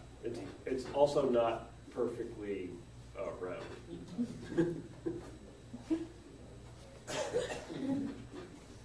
I really appreciate that you said the thing about shared values being foundation. That's what I've been trying to teach my one-on-one students in persuasion, that you have to start out with shared values and respect. And I think that you all were talking about that. How do you go forward from here when you got this polarization of opinion and commitment to some ideology? And I don't really know that, but I do know that my observation is that it's only possible in a tone of sort of humility and kindness, that's really easy it's easy to lose, hard to maintain, but kindness and humbleness probably are the key for my conversations with my friends and family. One of the exhibits that we've done at the museum lately is a World War I exhibit. One of the questions that we've asked our visitors is, what are American values and what are our biggest challenges? Because it's a way to try to get at what is it that our shared values are and can we move forward? And when I look at the answers, let's say American values are life, liberty, and the pursuit of happiness, just for instance, or diversity or whatever we're saying. If you look at the individual hot topics in American society, like abortion, we can all agree that we value life, liberty, and the pursuit of happiness, but abortion is a topic that, depending on which side you're on, you will value life for the unborn child or value life, liberty, and the pursuit of happiness for the mother. And that's the reason that it's so complicated, is because we have shared values, we just don't know how those are playing out in that particular situation. And that's the best case I know for the sort of work they pay us academics to do. Yeah. I all those conflicts. Right. I ask my students all the time, right, if you were going to pick one value in America that we all agree upon, what is it? And it doesn't take long for them to say freedom. And then I point out to them that political action committees on every side all have freedom in their name. It doesn't matter if you're on the left, the right, the center, or anything else. And I said, so how can we all be moving toward freedom and yet still be so antagonistic toward each other? And then, of course, you discover that, you open up a nice little textbook in philosophy on freedom, and one of the things you quickly discover is there's about a dozen definitions that most of them are incompatible with all the other ones. And so while everybody believes in the value of freedom, nobody has any idea what it means.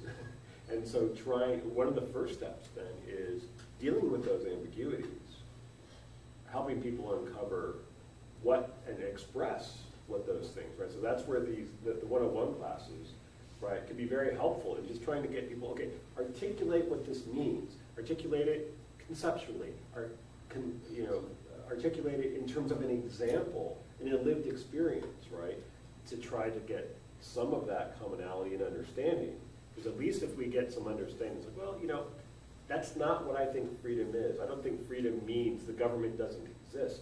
I think freedom means something more like having the ability to follow my dreams, right, and not have contingent facts of the world get in the way when they don't have to be in the way. Those are two radically different ideas, but maybe if we can start talking about them and say, well, hey, those are different, but are there ways they can work together? Maybe that would be a start. But again, I'm speaking way above my pay grade on that. Well, I agree with you that since the days of the Enlightenment and the Founding Fathers and everything, it was individuality and rationality, but I think over the last 10 years, maybe we've lost rationality on both sides. I don't know what rationality, I used to study rationality in grad school, and I quit doing that because I couldn't make sense of what it was anymore.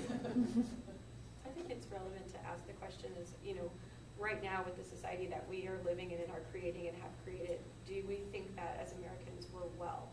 Are we healthy? Do we feel good?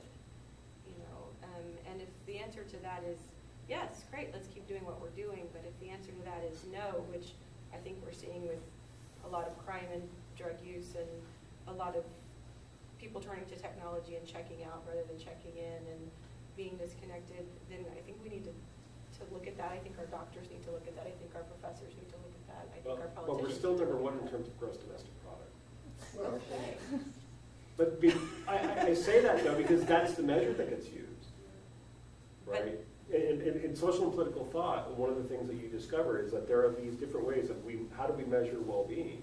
And one of the ways it turns out that we measure it at the policy level is gross domestic product, which of course misses everything that you're trying to talk about.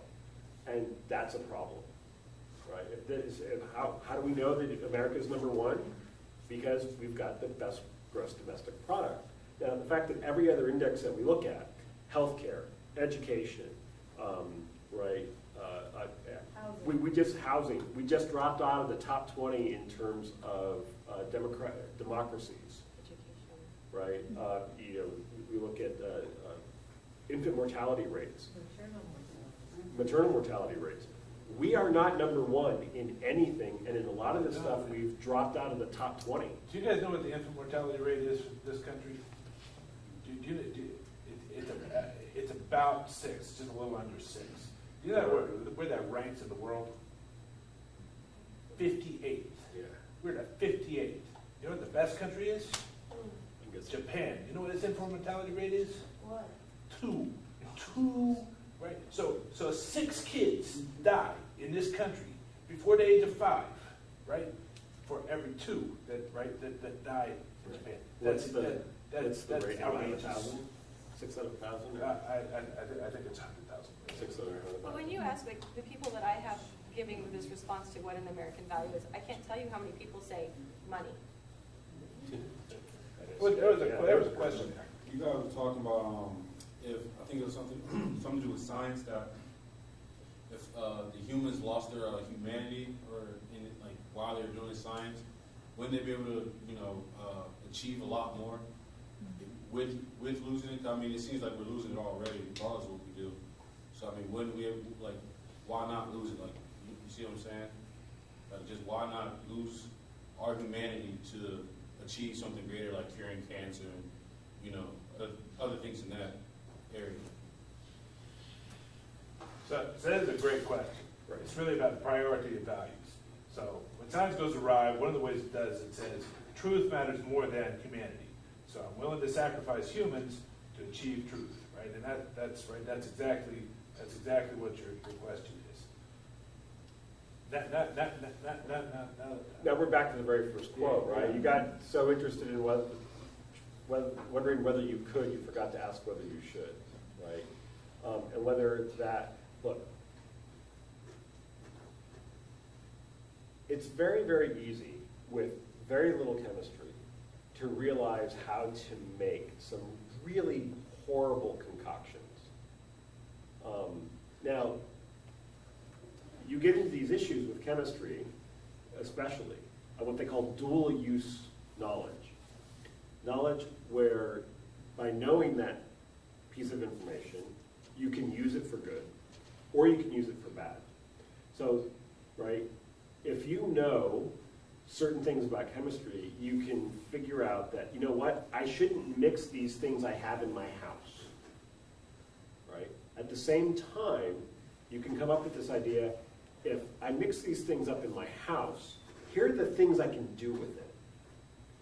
And the fear is that if we lose our humanity, that everyone's going to do the second thing. That, hey, let's find out how I can use this for my own purposes without worrying about the real impacts elsewhere, right? And so that, I think that's where that's what the concern is, right? From our side up here, our concern is like, yeah, you're right. I'm worried that we're losing our humanity, right? Kind of on a regular daily basis, right? There's been great strides, but those positive strides in this area seem to also come with some losses over here. And we worry that if we lose all of our humanity, that we just go down that route. It's a very specific way of losing humanity. If you put truth above humanity in general, what you're saying is I'm willing to treat other people as objects. Yeah? So for the stuff I care about, whether that's curing cancer or basic knowledge of the basic science, or becoming superhuman AI, uploaded consciousness, or whatever your post-human vision is, are you willing to treat other people as objects to get there? And as a general rule, the rest of us look dimly on people who are willing to use other people as objects. The idea being that there's something fundamentally morally wrong about doing that, right? And sometimes medicine's blown it. In general, the aim of medicine is just the reverse, right? It's to cure cancer in order to make lives better, right? I don't know if that's an answer, but that's the... So I do a lot of research with alternative clinics. So like one of the things I look at is the Black Panther Party, who has a whole set of alternative clinics. And one of the responses to when people start asking them, essentially, like, you're offering medicine by late people, your medicine probably isn't as good, right, as the medicine that you could get somewhere else. And I don't remember who it is, but they basically responded, do you want a longer life or do you want a better life? That, curing cancer, those sorts of things are all things we want because it allows for a longer life with the assumption that longer living equals better living. But losing your humanity or living a longer life at the expense of others, right? I think for most of us is not a better life. It's not a life worth living. So if you give up your humanity or if you give up these things, then what you're saying is living longer is the ideal. This is what we should all be striving for, instead of saying, I want a life that's full of all the things that make us people and that make us awesome. Love and art and happiness and all of these other things that, we might not be able to measure the same way as success, that sort of way of achieving a longer life or, finding an objective truth. But is that really what we should be aiming for in the first place? Does that make our lives any better? Well, and the other thing, going way back to the very first question, the one that you asked me, right? Most of the people who work in this field, when they talk about post-humanism, one of the things they're talking about not giving up, right? What post-humanism doesn't mean is giving up the majority of the values that we currently have. It's actually starts with saying, look, these are really, really important human values. How do we enhance them, not how do we leave them behind? Right. Program. Well, and that, and there's a lot of assumptions built into, I always mispronounce Bostrom's name, right? How do you say it again? Is it Bostrom? Nick. Yeah, Nick Bostrom. Nick, yeah. Nick's got a very, very weirdly, from my reading, analog view of the world, right? It's very mechanical, it's very analog, and so you can program things in And the way I read him, it looks like that. And I worry about that because that's one of the ways that I find some tension in the few things I've read. It's like, I worry that he's dehumanizing us, even though what he says explicitly is that that's not what he wants. But the way that he sets it up is going to cause a problem. There's an internal tension there. And The boys are working on that, and girls are, it does leave the probability this whole trip is a simulation anyway, is what he's talking about. Right. The value of this stuff, I'm talking about the values, and like you hit on, like Sam Harris said, the cure for most all this is just giving honest answers to children. Mm-hmm. And if that can be, we're going to have to program in some of this stuff with artificial intelligence, or otherwise we'll have artificial machine learning that machine might be the one that doesn't take in our human values that we're trying to figure out how to write these algorithms into the machines that are self-learning already. And what institutes are doing that? This is actually, not very many people are watching it, but there's a television show called The Travelers that deals with that. I mean, this is kind of at the core of this science fiction story. It's a lot like the movie 12 Monkeys and the original movie that was based off of a French short called La Jetée.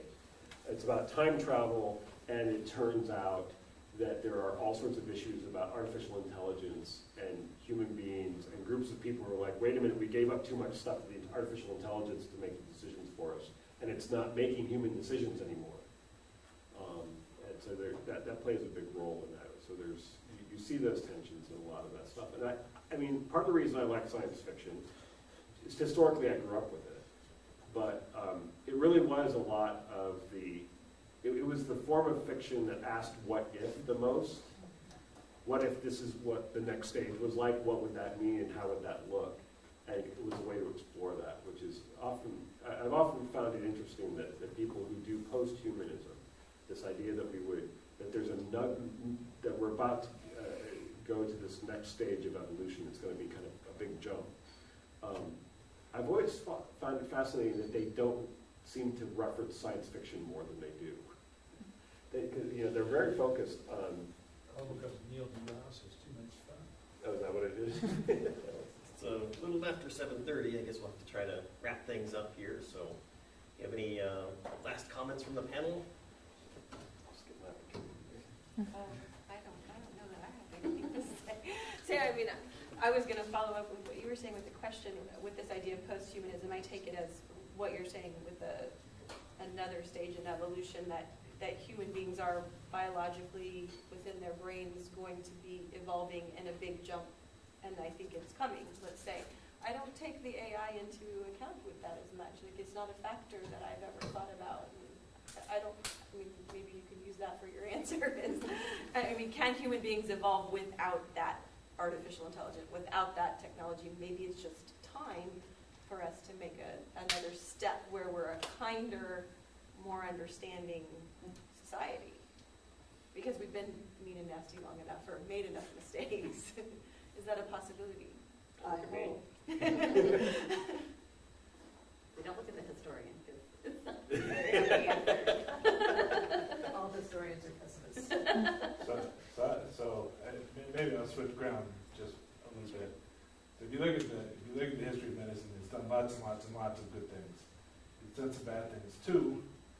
It's a feature of the evolution, at least recently, that it's getting better. It's getting better in terms of the number of lives it saves. It's getting better in saving them more humanistically, right, with fewer transgressions of values, and it's becoming better distributed. So more people have better access to good care, and that's true not just within the U.S., it's true globally. It remains the case that the distribution of access to health care and the care itself is unacceptably uneven.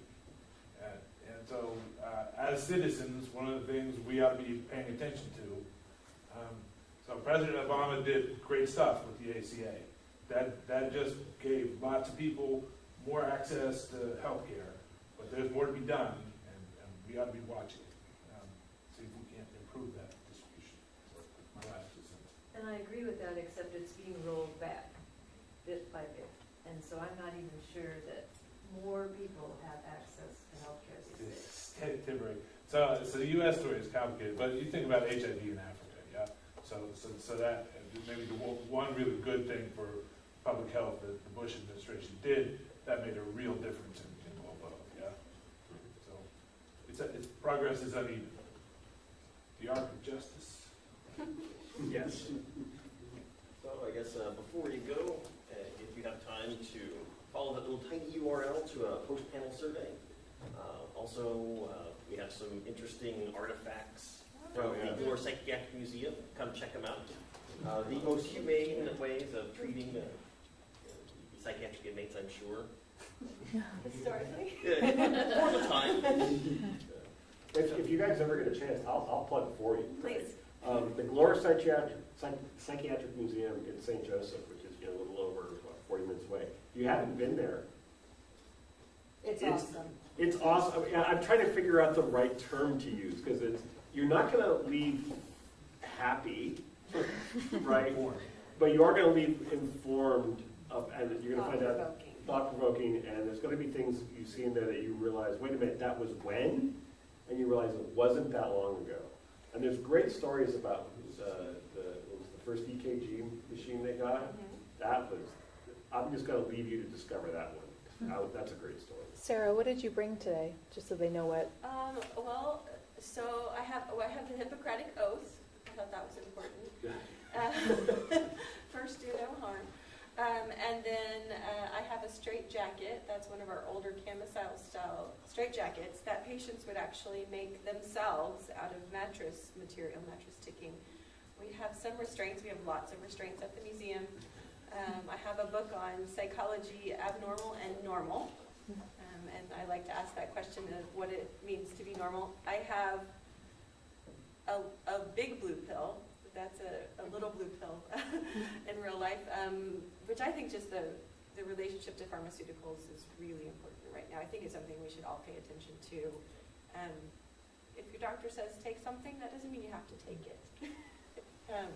Because we're seeing a lot of problems coming out of that. I have a Walter Friedman lobotomy toolkit, which is pretty amazing, and a book of patients, pictures of patients, which is another question that we discuss a lot is, when I first went to the Psychiatric Museum, we had just pictures of doctors and nurses on the walls. We have concerns about patient rights and people ogling at patients, but at the same time, I felt like a lot of the people who had been patients at the museum, their histories, their stories had been removed. And I asked the question whether or not removing their photographs from that history was also another form of erasing history. So we go back and forth and we say, well, we're not going to put their names or who they were, but at least having the images reminds us that it wasn't just a hospital full of doctors and nurses. They were there for the patients too. So I think that's perfect. So I've got some stuff from Zoom.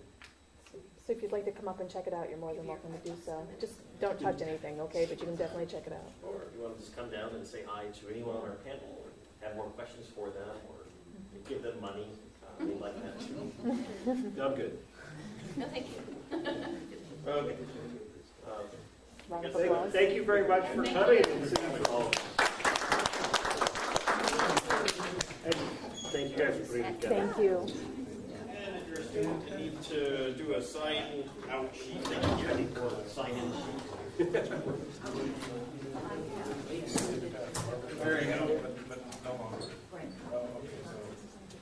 Oh, so retired. Good for you. Good for you. What was the? Is it chronically underfunded? Is it chronically underfunded? Sad we never got to 7:31. What? So I'm a little sad we never got to 7:31. Chalked up.